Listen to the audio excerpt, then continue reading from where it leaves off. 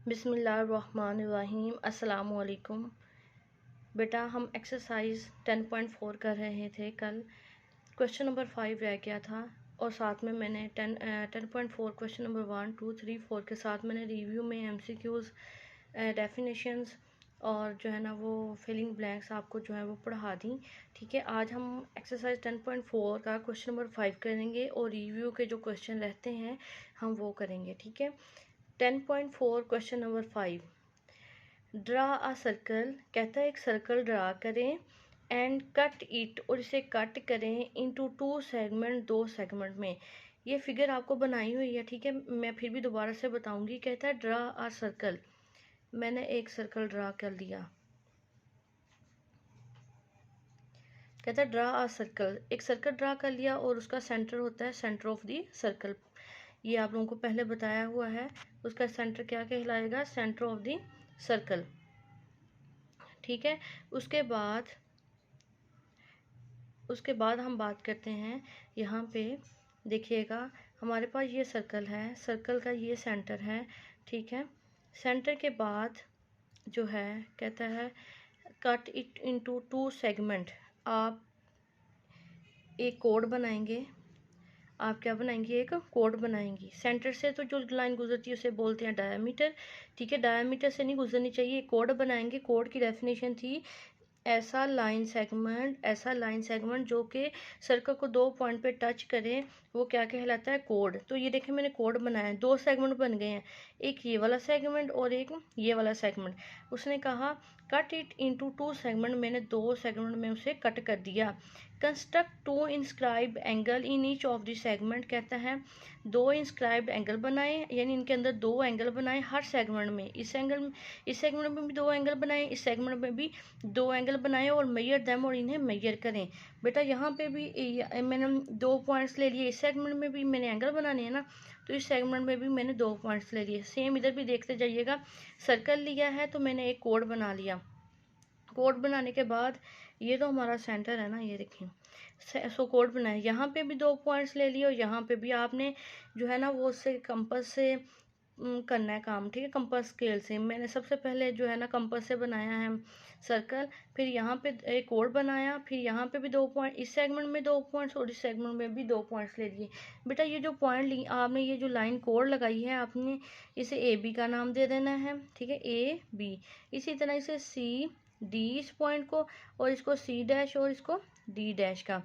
आपने क्या करना है? आपने इसको इससे भी मिला देना है, ऐसे इसको इधर से भी मिला देना है, इसको इधर से भी मिला देना है और इसको इधर से भी मिला देना है।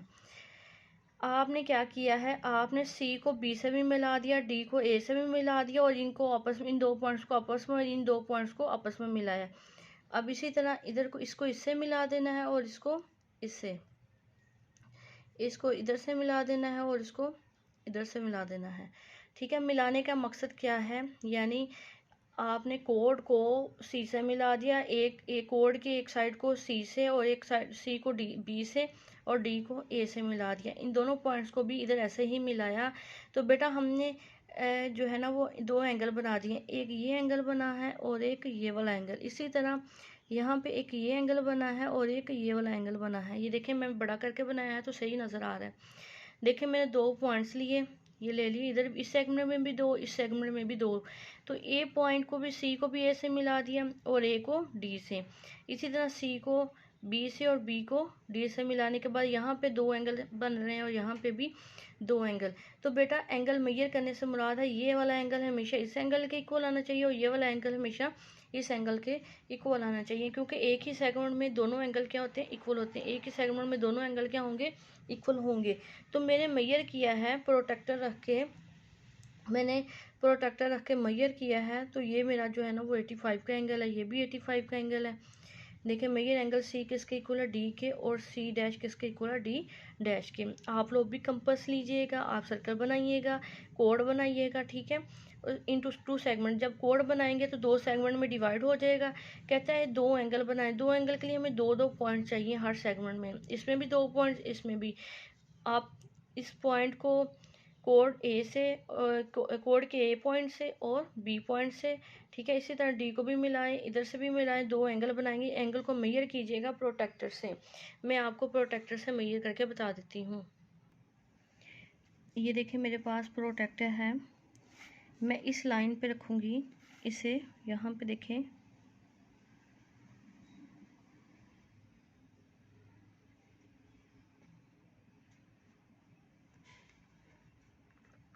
बिल्कुल कॉर्नर पे और इस लाइन पे।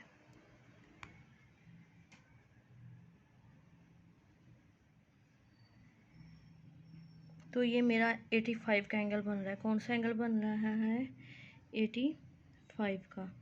देखें बिल्कुल पूरा पूरा 85 का एंगल बन रहा है। अब यहाँ पे फिर आप क्या करेंगे, नेक्स्ट भी इधर इस लाइन पे फाइंड आउट कर लिया एंगल। अब इधर देखेंगे, इधर ऐसे रखें,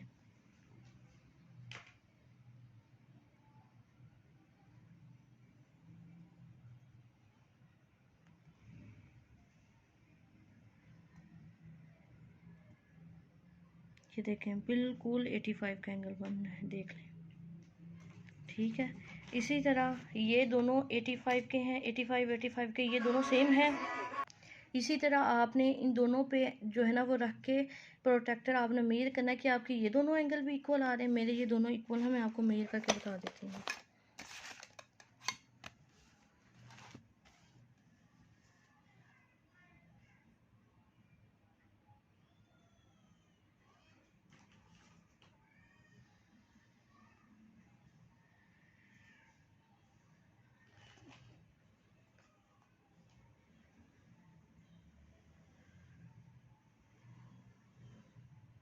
नाइन्टी थ्री बन रहा है, क्या बन रहा है? 93।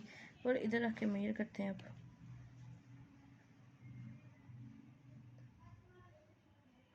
बिल्कुल इधर भी 93 ही बन रहा है, ठीक है।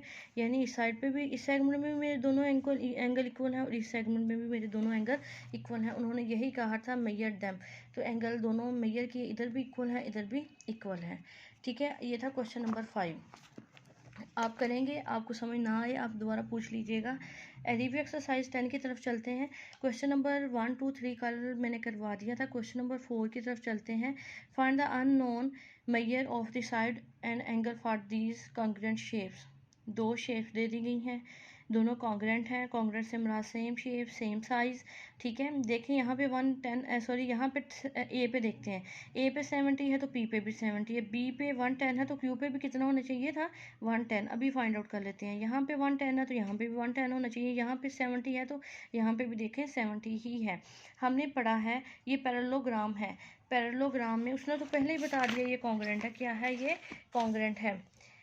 हमें एंगल एस फाइंड करना है, क्यू फाइंड करना है और पी क्यू साइड फाइंड करनी है। देखिएगा एंगल एस पे कोई नहीं है, ये भी फाइंड करना है। एंगल क्यू पे नहीं है, ये भी फाइंड करना है, ठीक है। और हमने क्या फाइंड करना है? P Q side, P Q side find करनी है, ठीक है।